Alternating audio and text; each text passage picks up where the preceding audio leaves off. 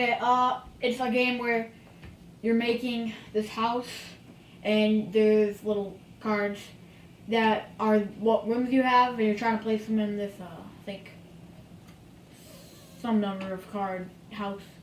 But they matter on what room is facing which room. So, like, you might want 2 kitchens together, 3 living rooms together, and that's pretty much it. There's just, like, other little helping cards that help you along the way for the points. Yeah, and there's rules about how you build. It has to flow, right? Like, you can't build above your garage until you've built your garage. So you really want to build this kitchenette, but you can't because you don't have anything to support it. So there's a row of cards, and you go first, I go second, you go, and you're thinking, I want that, and now it's gone. And so it's another one of those games of constantly evolving strategy. So you can play it safe and do okay. But if you want to win big, you kind of got to go for it. Dream Home's really good. We have the expansion for that one, which really gives it some good replayability. My number 3, I spoke a lot about it last turn. Welcome to. It's just an absolute favorite of mine. So my number 3 puzzle game. Welcome to your perfect home. Number 3 for Mom is one of Uwe's Polyomino games, and it is Indian Summer. Indian Summer is you walk around a garden, a leaf garden, and picking up leaves, which are tiles, and you have to put on your board, and you have to be creative in how you cover up or don't cover up certain areas.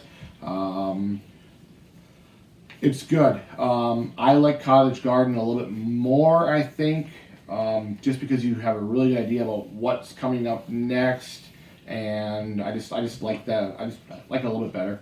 But anyway, that's Mom's number 3, Indian Summer. It looks fantastic on the table. It's all laid out. It's really attractive.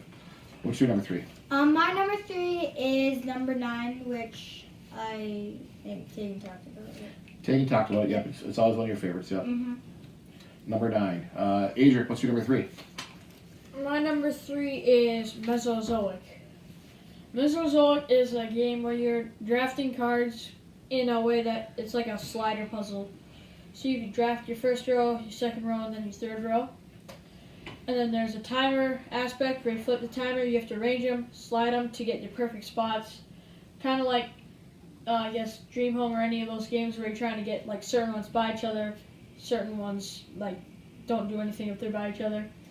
And then you get the director in, which gives you more points for your monuments or whatever they're called around them. So it's a nice kind of slider puzzle aspect and really fun game. Yeah, Mesozoic is one that caught us by surprise. We bought it strictly because we were in dinosaur-themed weekend, and we didn't have a ton of dinosaur-themed games. So we picked this up as a nice light filler, and it's really, really good. It looks so simple and small, and I know it's higher up on a couple more lists yet. It really had a huge impact on us. So I'll hold off on talking on Mesozoic a little bit longer.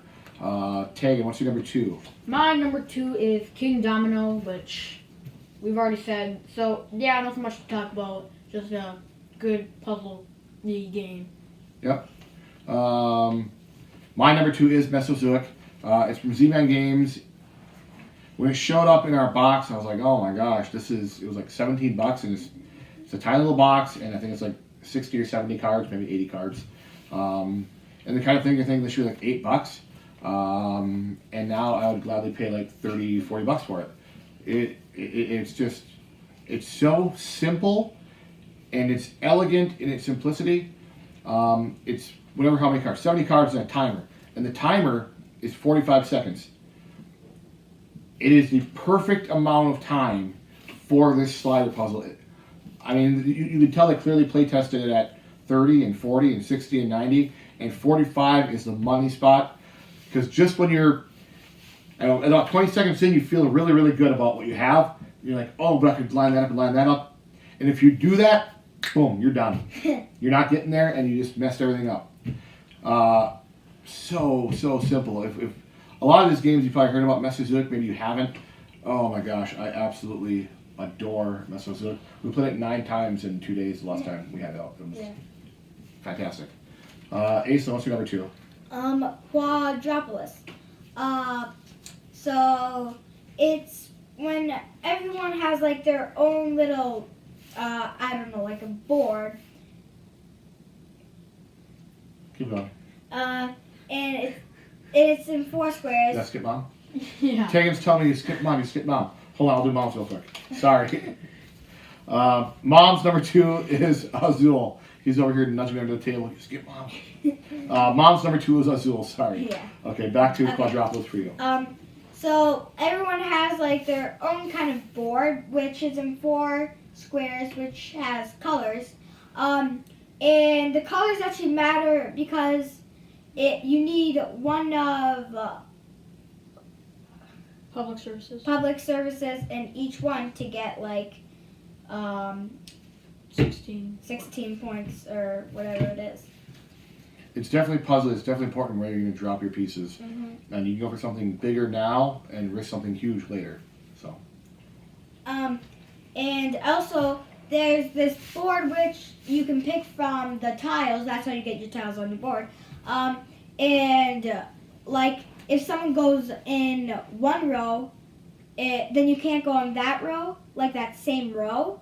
So then that kind of, so if you want to get something really bad, you have to make sure like they move after you so you can get that. Yep. So it's the timing of when you pick and what you pick and where you pick it from is all important. Yeah. Yep. So definitely a puzzly aspect to that. Adrian, what's your number 2? My number 2 is number 9. Number 9. Not much to say. We've done a video on it. We love number 9. Not a lot to say. Go check out our video if you haven't seen that one. Again, just super simple in teaching the game, and it's a game that we've never had a bad experience with. When we want to play a game, but we're not in the mood to play a game, and we're all kind of tired or maybe a little bit crabby or just not in the mood for it, we'll pull something like number 9 out, and then all of a sudden we're just having a great time. It's one of those great games that we've never had a bad time with. Tag, what's your number 1? Go ahead and grab it off the center of the table and tell us what it is. My number 1, Mesozoic. And as you can see, we were talking earlier, you can see this. It is that really small box. If I could move this up and show you the cards. The artwork is not. Here's our score sheet. You can see how much we played. The artwork is not amazing. It's good. It's fun. It's whimsical, but it's not incredible. And it's just a deck of cards. And a little timer. That's it. Yeah. Fantastic game. My number 1 is reach out here. Number 9. So again, if you watched our video, we told you. So this plays up to 4. So we usually play with 6. So we have 2 copies of this one, and you can do it. You just keep. You can play with 40 people if you have 10 copies. And it feels like a party game, but it's definitely a puzzle game. So that's my number 1.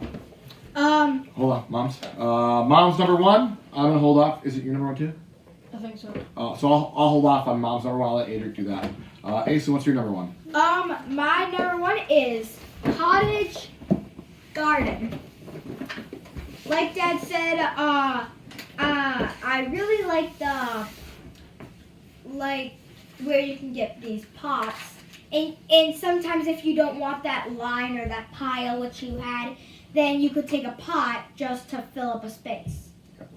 There's enough little wrinkles in here to give it just enough depth that a gamer will enjoy it, and it's not so complex that a non-gamer can't sit down with you and enjoy it.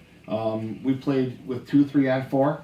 I actually prefer 2 just because of it being lighter, that you wouldn't want the downtime of a 4 probably, but 2 or 3 is really good. And kind of like Quadropolis, the time that you pick it up matters. Yeah. And Yeah. so there's a dark field and a light field. You usually want a dark field because that usually means that it's more easier to complete.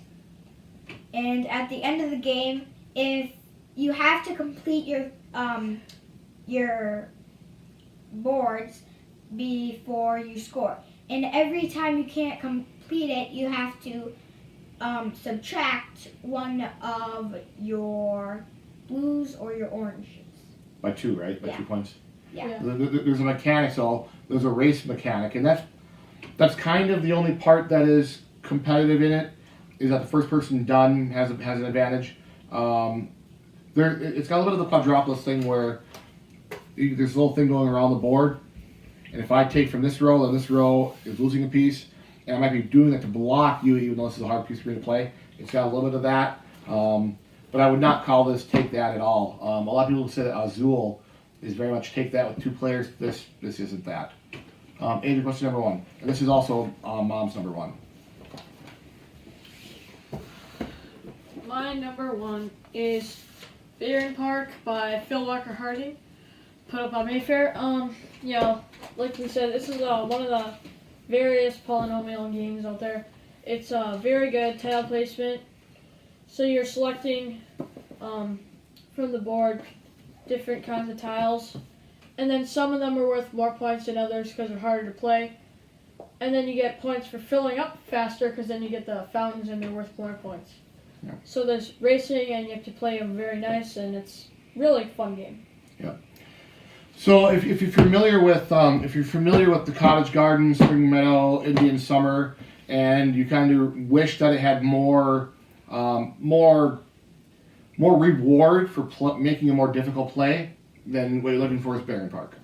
Baron Park is essentially those 3 games with just more reward for being a better player.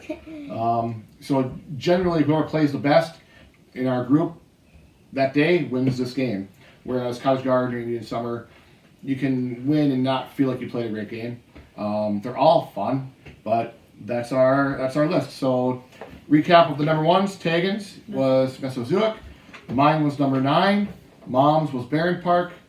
Aislinn. Cottage Garden. And Adric. There's also Baron Park. Well, thanks for watching, everybody.